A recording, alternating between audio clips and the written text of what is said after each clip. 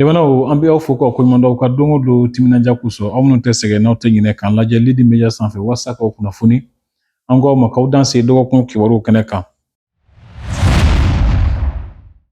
Bi kibaru kumabaw la an b'a jira aw la k'a fɔ ko Sheikh Amala Kamara y'i kanbɔ jamana ɲɛmaa Asimi Goyita k'a fɔ k'a ka dɛmɛ ka sababu kɛ ko a ka dugukolo papiye ko dɔw ɲagaminen don ɲɛ t'a la ka sɔrɔ minnu na hali sariya ɲɛkɔrɔ. A ye wele min bila a bɛna laseli dɔw sɔrɔ ni kibaruw kɔnɔ. Ka jira fana k'a fɔ ko Sahel Institute mɔgɔw ye wulikajɔ dɔw kɛ ka ɲɛsin sifinnakaw ma min b'a to u bɛ se ka kuma ɲɔgɔn ye ka bɛn ni kelenya sabati an ka jamana kɔnɔ. An bɛna ɲɛfɔli dɔw sɔrɔ ko taabolo fana kan ka fara laseli wɛrɛw kan. An y'a fɔ ten kibaruw kumabaw waati la Sheikh Amala Kamara a ka baarada ye Kamara Semasi Wismasu de dilan ka bila sɛnɛkɛlaw ka bolo kan. I b'a dɔn k'a fɔ ko a bɛ nin ka san 2 san 3 bɔɲɔgɔnko bɔ a ka ca yɛrɛ ye. A t'a la ka se ka baara kɛ ka sababu kɛ gɛlɛya dɔ ye min ni a ye o sɔrɔ ani banki dɔ ka jɛ ka baara hukumu kɔnɔna na. A y'a jira k'a fɔ ko gɛlɛya in a t'a la ka fɛɛrɛ foyi sɔrɔ a la o de kama a y'a kanbɔ jamana ɲɛmaa Asimi Goyita ma k'u ka dɛmɛ don a ma walasa a bɛ se ka bila a ka hakɛ kɔnɔ cogo min na. A ye ɲɛfɔli dɔw k'an ye nin jaw la an ka ɲɔgɔn da olu fɛ. Video in kɛrɛnkɛrɛnnen don ka ɲɛsin an ka jamana ɲɛmaa ma n'o ye son excellence Asimi Goyita ye, général d'armée Asimi Goyita. Nka kuma kelen don hali bi min ye n ka kiiri min bɛ tribunal la. N bɛ mɔgɔw hakili lajigin dɔɔni ko nana cogo min mɔgɔ caman ka se ka a faamuya. Cakɛda n'i y'a dayɛlɛ i ni banki de bɛ baara kɛ ɲɔgɔn fɛ o ye diɲɛ fan bɛɛ ye. 2018 la ne ye juru ta banki la an bɛnna wari min kan san 1 n y'u ka wari sara. N ye n ka papiye min d'u ma garanti la u ye sɛbɛnni k'a kan papiye in tɛ juru sɔrɔ yɔrɔ wɛrɛ la bilen a tɛ dɛmɛ sɔrɔ u ye papiye tiɲɛ quoi an bɛ se k'a fɔ ten u ye papiye de tiɲɛ k'a di yan. Bon n y'u tɛgɛ minɛ k'a di Mali justice ma an b'a san 4 na. Min yɛrɛ ka jugu ko bɛɛ ye maire ka cachet o de y'a yɛrɛ sɔrɔ commandant ka lettre kan. Bon érection maa si tɛ se k'o fali jamana in kan ni commandant tɛ. O commandant de ko maire ka cachet kɛra ale ka papier kan o papier bɔra ale ka yamaruya kɔnɔ. Donc ale tɛ se ka baara kɛ papier in na bilen. Maa si dun tɛ se ka érection in fali ni ale tɛ. Donc n y'u tɛgɛ minɛ k'a di Mali justice ma. Bon dossier taara pôle économique la. Procureur ye dossier classé ko papier ma tiɲɛ. Commandant dun de ko a tiɲɛna. Asimi Goyita o ye dabalibanko ye dɛ. Commandant b'e de ka mara la. Procureur b'e de ka mara la. Commandant ko papier tiɲɛna. Procureur ko papier ma tiɲɛ. A ye ne ka plainte classé sans suite o kama. N tilala tuguni ka plainte don juge d'instruction fɛ yen parce que procureur yɛrɛ ko n ma ni ma jɛn n'ale ta in ye n bɛ se ka plainte don juge d'instruction fɛ yen. N ye huissier bila ka mɔgɔ ninnu bɛɛ lamɛn n y'o papiyew dafalen sɔrɔ n tilala ka plainte don juge d'instruction fɛ yen. Procureur ma sɔn ka o dossier dayɛlɛ juge d'instruction fɛnɛ ko ale fɛnɛ ma dayɛlɛ. Asimi Goyita o ye dabalibanko ye dɛ. N tilala ka appel kɛ dossier la ka taa cour d'appel la. Cour d'appel fɛnɛ y'o dossier annulé. N ye appel kɛ o dossier la o ka kan ka taa cour suprême na. Asimi Goyita san 4 bi depuis 2023 n mago salen don.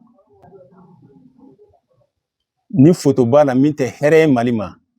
i k'o fɔ n ye. N ye baara minnu kɛ Mali ye ka tɛmɛ n bɛ o kelen kelenni fɛnɛ fɔ. Asimi Goyita tere ta tun bɛ ministre sɛnɛkɛlaw ka ministre la wagati min ne ye semence de base tonne 1 d'a ma n k'a k'a di Mali sɛnɛkɛlaw ma. A wagati a valeur tun bɛ bɛn $2 ma. N ye journée porte ouverte caman de kɛ Mali kɔnɔ yan n bɛ sɛnɛkɛlaw wele ka bɔ région caman na. Assimi Goïta o bɛɛ kun ye jamana ka se ka bɔ nɔgɔ la, kɔngɔ ka se ka ban jamana kɔnɔ. N y'a kɛ ka da o de kan. N'a fɔra ko mɔgɔ min ye o bɛɛ kɛ jamana kɔnɔ, kiiri tigɛli gansan jamana bɛ dɛsɛ k'o kɛ f'a tigi mago bɛ sa. Assimi Goïta, ne m'o faamu dɛ. Diɲɛ jamana si tɛ yen ko kojugukɛla k'i y'a tɛgɛ minɛ k'a di sariya ma, ko sariya ma se k'o kiiri tigɛ.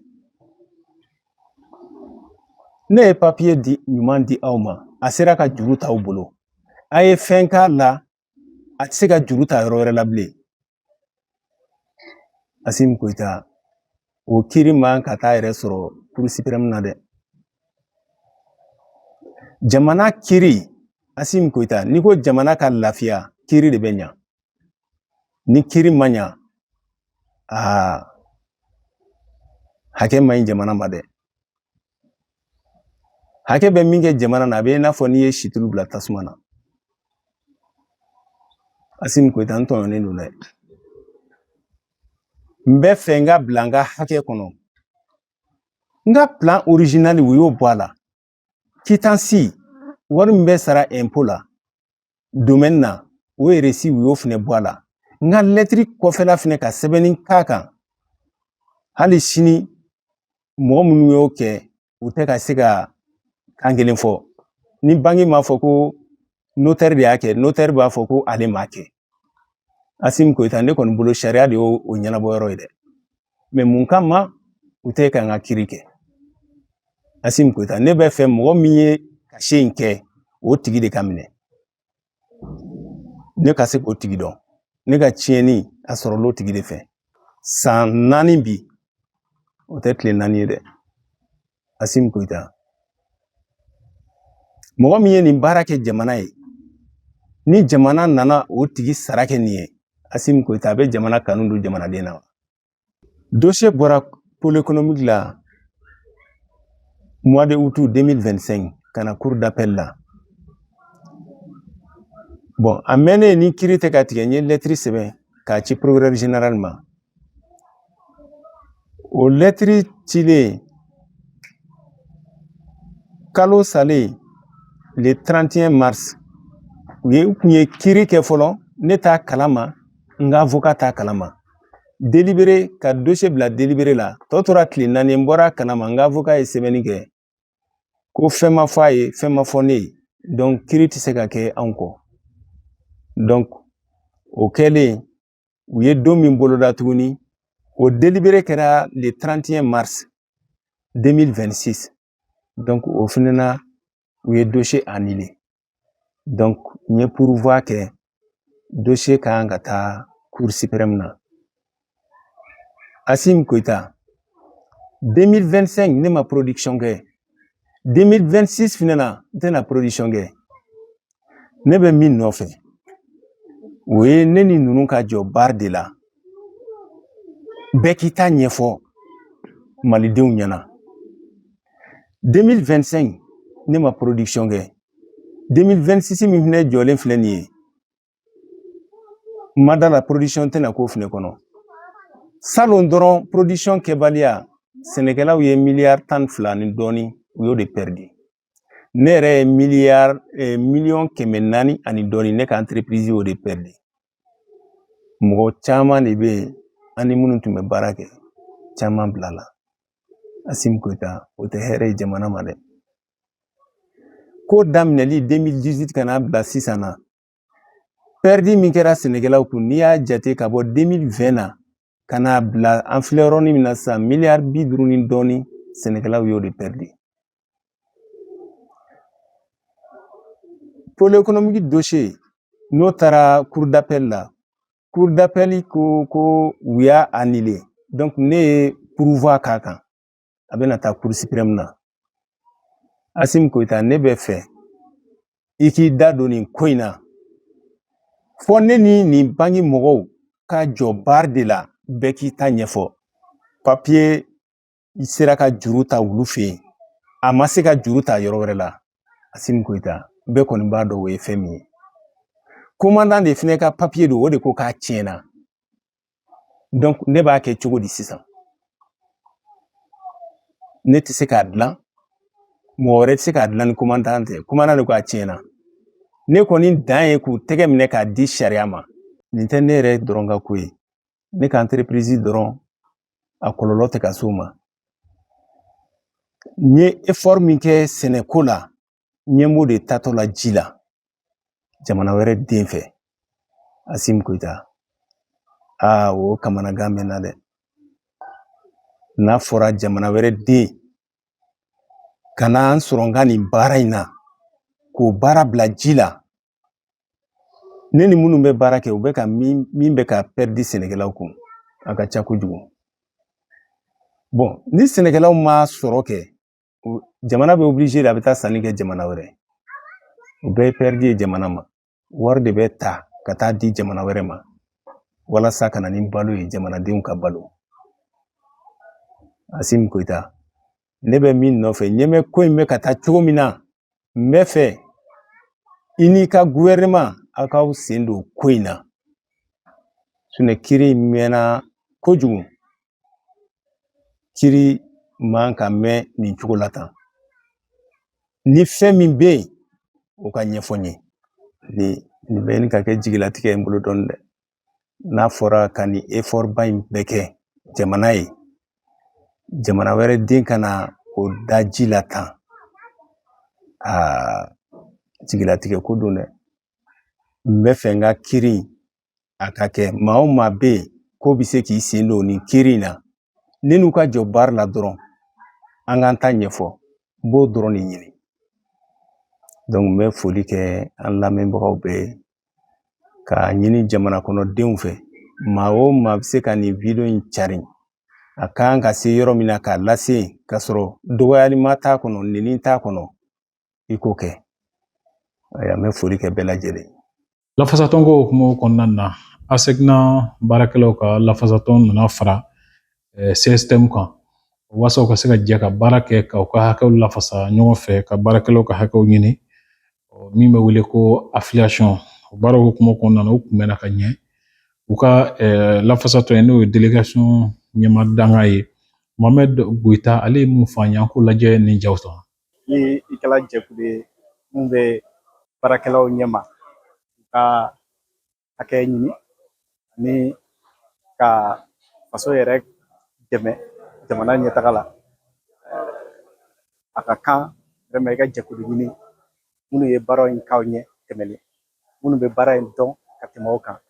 ani minnu ni faso tigɛw bɛ ɲɔgɔn bolo fɛn baw la a ka se ka fara olu kan parce que jɛɲɔgɔnya de bɛ se ka na ni kobaw ye an farala olu kan parce que an hakilinaw ye kelen ye an ka se ka ɲɔgɔn dɛmɛ o baara lawaleya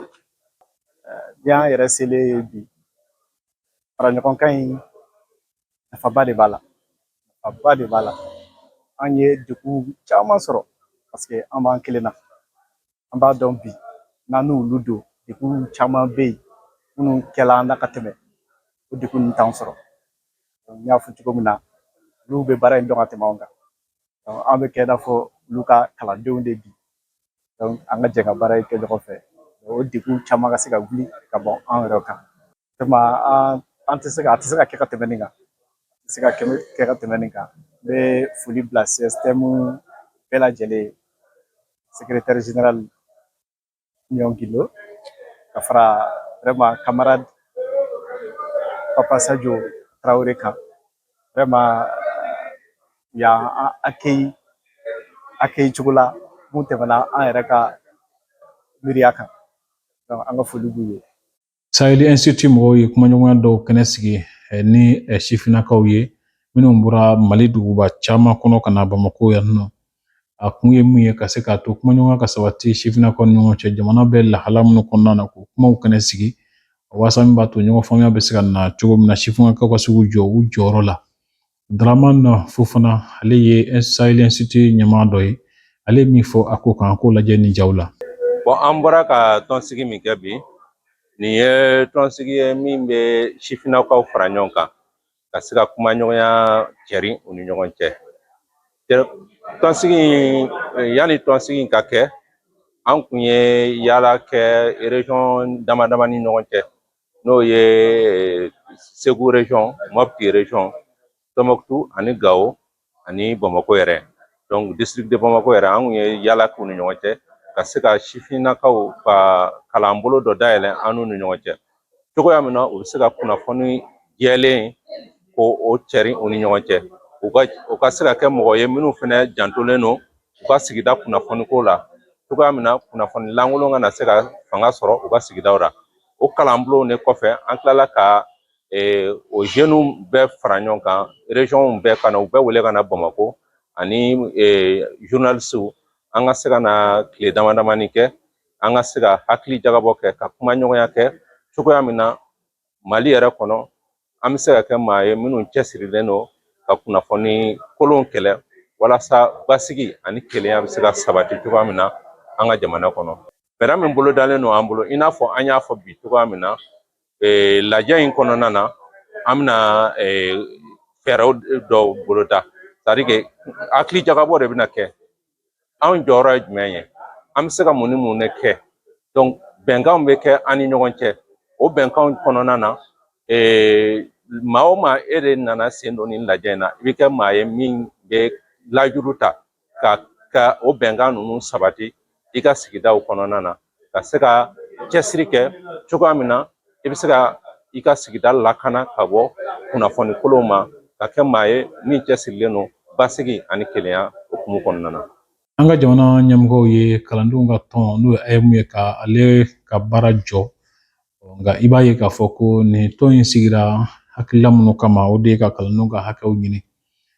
tariku hukumu kɔnɔna na i b'a ye k'a fɔ ko a sigikun jɔnjɔn kɛra olu ye o wulikajɔ caman yɛrɛ fana kɛra a ko siratigɛ la Dr Kasimu Bari ale y'a jira k'a fɔ ko Mali kalan mako bɛ AEM la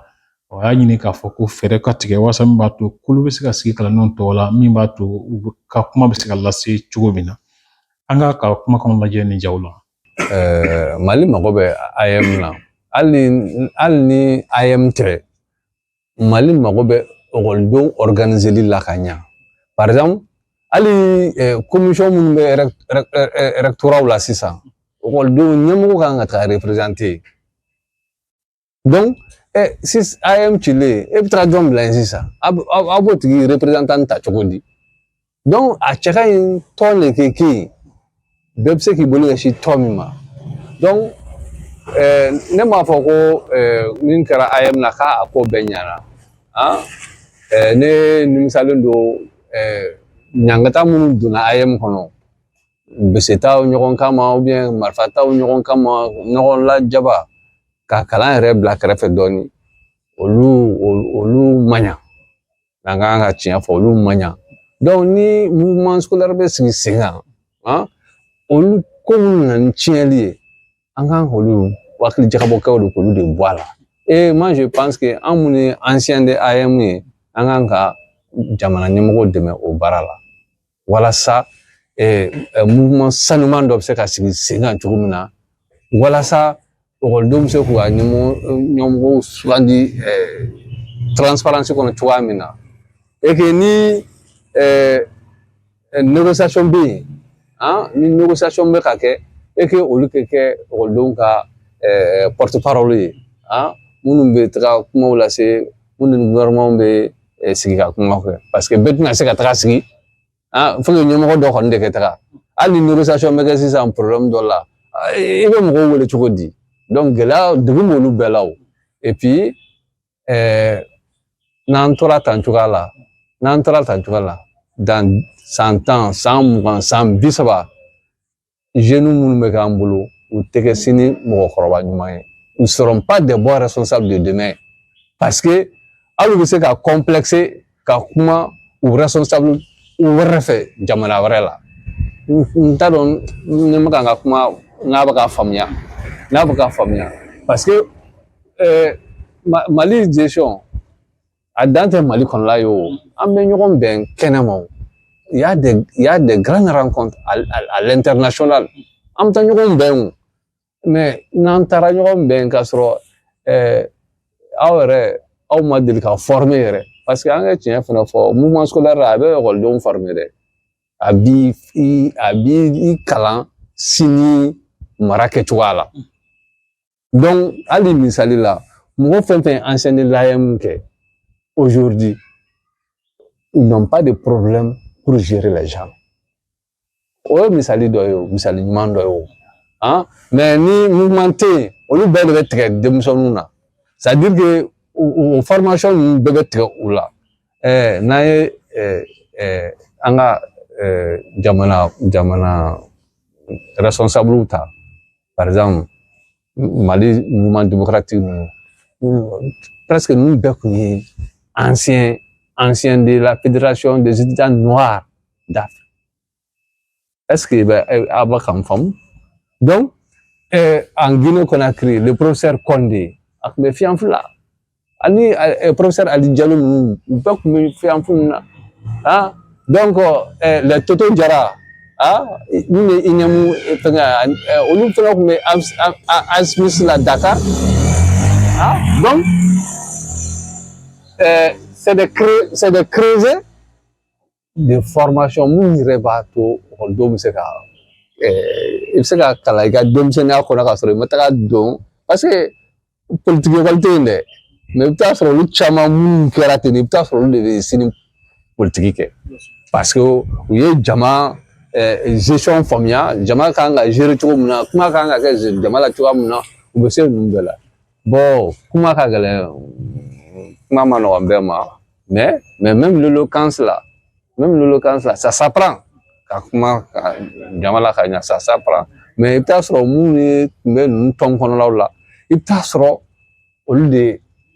complexelen tɛ ka kuma jamaw ɲɛna voilà donc responsabilité ninnu donc u b'u gérer facilement u b'u dɛmɛ olu bɛɛ la donc mais ni an ye san 10 san 20 san 30 kɛ tan cogoya la donc an ka ekɔliden minnu bɛ bɔ ils risquent d'être complexés devant les autres voilà donc o de kama a cɛ ka ɲi même ni gouvernement mago bɛ interlocuteur la a ka kɛ interlocuteur kelen ye mais n'an tora tan san dɔw bɛ na interlocuteur bɛ na caya gouvernement yɛrɛ ma. Lebanon ne bɛ dansigi bi dɔgɔkun kibaru la an bɛ aw fɔ aw ka don o don timinadiya la k'an lajɛ Lidi Media sanfɛ an b'a fɔ ko Ala ka waati wɛrɛ yira an na.